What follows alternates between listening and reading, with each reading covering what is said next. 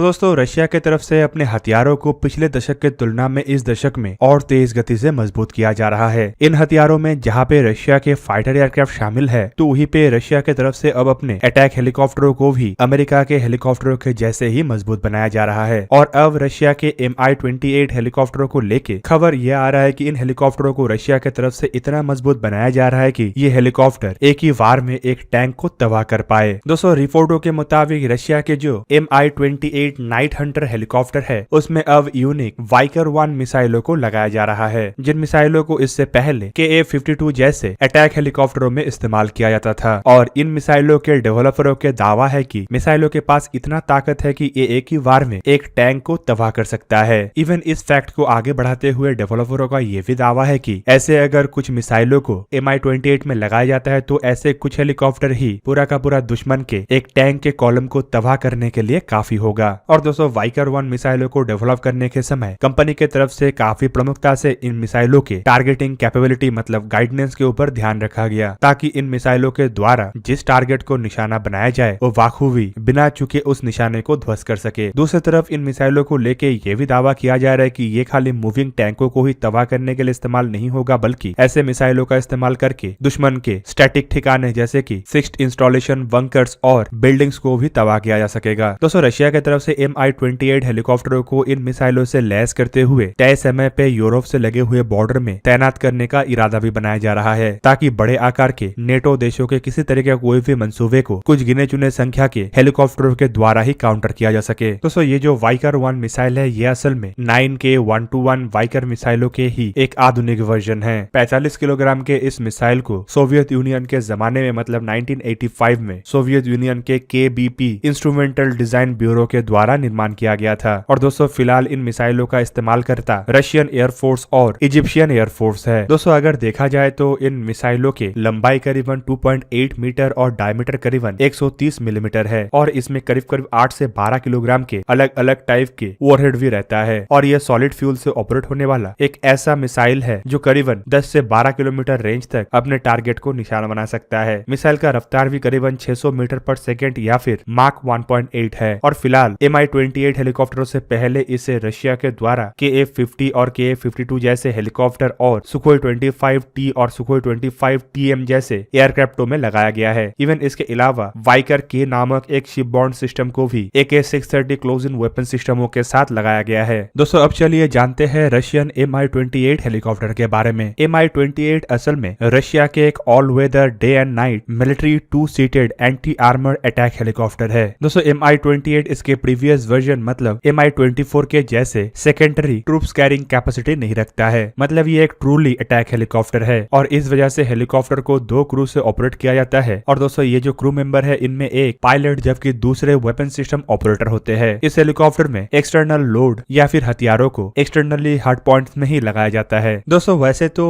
Mi-28 एक आधुनिक helicopter है, लेकिन इसके डेवलपमेंट का काम 80 के दशक में ही मतलब सोवियत यूनियन के जमाने में ही शुरू हो गया था। इवन 1982 में सोवियत यूनियन के जमाने में ही इन हेलीकॉप्टरों के फर्स्ट फ्लाइट भी हुआ था, पर 90 में सोवियत यूनियन के टूटने के बाद इसे और आगे बढ़ाया जाना संभव नहीं हो पाया। जबकि इसके बाद रशिया के तरफ से फिर से एक बार प्रोजेक्ट को शुरू किया गया और Mi-28 के आधुनिक वर्जन मतलब Mi-28N को 2009 में अपने बेड़े में शामिल किया गया। फिलहाल ऐसे हेलीकॉप्टरों को अल्जेरिया, इराक और रशिया के द्वारा ही इस्तेमाल किया जा रहा है, पर रशिया इसे अपने कई अन्य एलाइज को भी बेचना चाहता है। दोस्तों अगर देखा जाए तो इन्हीं हेलीकॉप्टरों को रशिया के तरफ से इंडियन एयरफोर्स के 22 हेलीकॉप्टर के टेंडर में भी भारत को ऑफर किया गया था, मतलब जिस टेंडर के तहत भारत द्वारा अपाचे हेलीकॉप्टरों को खरीदा गया। भारत की तरफ से Mi-28 हेलीकॉप्टरों के जगह अपाचे हेलीकॉप्टरों की खूबियों को देखते हुए ही परचेस किया गया है। पर दोस्तों अगर देखा जाए तो रशिया की तरफ से उसके बाद से ही हेलीकॉप्टरों को और मजबूत करने का तैयारी किया गया, और इस तैयारी के तहत रशिया के द्वारा हेलीकॉप्टरों में कई सारे नए इक्विपमेंट लगाया गया है और कई सारे नए हथियारों को भी जोड़ा जा रहा है। दोस्तों हेलीकॉप्टरों के अगर स्पेसिफिकेशन को देखा जाए तो बिना रोटेटर का खाली हेलीकॉप्टर का जो मेन स्ट्रक्चर है उसका लंबाई करीबन 17.01 मीटर मतलब 55 फीट 10 इंच है, जबकि इसका विंग स्पैन करीबन 4.88 मीटर मतलब 16 फीट के आसपास है। हेलीकॉप्टर की हाइट करीब 3.82 मीटर मतलब 12 फीट 6 इंच है, जबकि इसका एम्प्टी वेट करीबन 8,590 किलोग्राम और ग्रॉस वेट करीबन 10,700 किलोग्राम है। हेलीकॉप्टर के maximum take off weight 11,500 kilogram के आसपास है, जबकि इसका फ्यूल कैपेसिटी कैपेसिटी करीब करीब 1307 किलोग्राम के आसपास है, जबकि इसके अलावा हेलीकॉप्टर 445 किलोग्राम के एक्सटर्नल फ्यूल को भी कैरी कर सकता है। दूसरी तरफ अगर हेलीकॉप्टर के पावर सोर्स को देखा जाए तो इसमें रशिया की तरफ से अपने क्लिमोव TV3117 टर्बोशाफ्ट इंजन का इस्तेमाल किया गया है, जिनमें से हर एक इंजन का क्षमता 1636 किलोवाट या फिर 2194 हॉर्स पावर के आसपास है। इसका जो मेन रोटेटर का डायमीटर है वो करीब करीब 17.2 मीटर मतलब 56 फीट 5 इंच के आसपास है, और इसका मेन रोटेटर के एरिया करीबन 232.35 मीटर स्क्वायर या फिर 2501 स्क्वायर फीट के आसपास है। हेलीकॉप्टर के अगर परफॉर्मेंस को देखा जाए तो इसका मैक्सिमम रफ्तार करीब करीब 320 किलोमीटर पर आवर है, और इसका क्रूजर रफ्तार करीब करीब 270 किलोमीटर पर आवर है, जबकि इसके रेंज सिर्फ 435 किलोमीटर है। इसका कॉम्बैट रेंज करीब करीब 200 किलोमीटर है, और इसका फेरी रेंज मतलब 4 ड्रॉप टैंक के सहारे इसका टोटल रेंज करीब करीब 1100 किलोमीटर के आसपास है। जबकि अगर इसे पेट्रोलिंग ड्यूटी में रखा जाए तो ये करीब करीब 2 घंटे तक लगातार उड़ान भर सकता है। हेलीकॉप्टर की अगर सर्विस सीलिंग को देखा जाए तो ये करीबन 5700 मीटर के आसपास है, मतलब ये हेलीकॉप्टर समुद्र के सतह से करीबन 18700 फीट के ऊंचाई तक जा सकता है, जबकि 3600 मीटर के ऊंचाई में मतलब 11800 फीट के ऊंचाई में ये लगातार एक ही जगह में घूम सकता है। तो हेलीकॉप्टर में जो 2 पावरफुल इंजन का इस्तेमाल किया गया है, इसके बदौलत ये करीब करीब 13.6 मीटर पर सेकंड या फिर 2680 फीट पर मिनट के रफ्तार से ऊपर की तरफ जा सकता है। तो अब चलिए जानते हैं इसके हथियार के बारे में। हेलीकॉप्टरों में इस्तेमाल होने वाला हथियार रशिया के द्वारा बनाया हुआ वन ऑफ द बेस्ट हथियारों के कैटेगरी में जाता है। इसका जो मेन हथियार है वो है इसका एक 30 मिलीमीटर के कैनन, जो कि इसके फ्रंटल सेक्शन में लगाया गया है, जिस वजह से इसे चीन माउंटेड कैनन भी कहा जाता है। और इनिशियली इस टैंक में करीब करीब 250 राउंड कैनन के एमुनेशनों को भी स्टोर किया जा सकता है। इसके अलावा हेलीकॉप्टर के दोनों विंग के नीचे दो हार्ड पॉइंट है, मतलब इसमें एडिशनली हथियारों को कैरी करने के लिए टोटल 4 हार्ड पॉइंट है, जिन हार्ड पॉइंटों के सहारे ये helicopter attack 5 anti tank missile, S8 rocket, S13 rocket, 9K121 Vikhr missile या फिर 9M123 एंटी टैंक मिसाइलों को कैरी कर सकता है। जबकि दोस्तों इसमें एयर टू एयर मिसाइल के रूप में इग्ला 5 या फिर R73 जैसे मिसाइलों को लगाया जा सकता है, और नेवल रोल में इसमें KMGU-2 माइनों को भी लगाया जा सकता है। जबकि इसके जो हार्ड पॉइंट है इनमें 23 मिलीमीटर के UPK 23-250 गन पॉट्स को भी लगाया जा सकता है, जो इनिशियली 250 राउंड करके कैरी भी करता है। इवन दोस्तों हेलीकॉप्टरों को डेवलप करने वाले कंपनी का ये भी दावा है कि हेलीकॉप्टरों के पास अपने आप को रडार से छुपाने का कैपेबिलिटी भी है, जबकि हेलीकॉप्टर में ऐसे अत्याधुनिक रडार का इस्तेमाल किया गया है कि ये आसानी से अमेरिकन अपाचे जैसे हेलीकॉप्टरों का भी बराबरी कर सकता है। दूसरी तरफ हेलीकॉप्टरों में कुछ ऐसे एयर टू एयर मिसाइलों को लगाया गया है, जिसे लेके कंपनी का ये भी दावा है कि ये स्लो मूविंग एयरक्राफ्ट और अनमैन एरियल व्हीकलों को भी टारगेट बनाने में सक्षम है। तो दोस्तों ये था आज का वीडियो। अगर आपको वीडियो अच्छा लगा तो उसे लाइक कीजिए और मेरे चैनल को सब्सक्राइब कीजिए, और साथ में बना हुआ बेल आइकन को भी प्रेस कर दीजिए ताकि आप मेरा वीडियो देख पाए सबसे पहले। जय हिंद।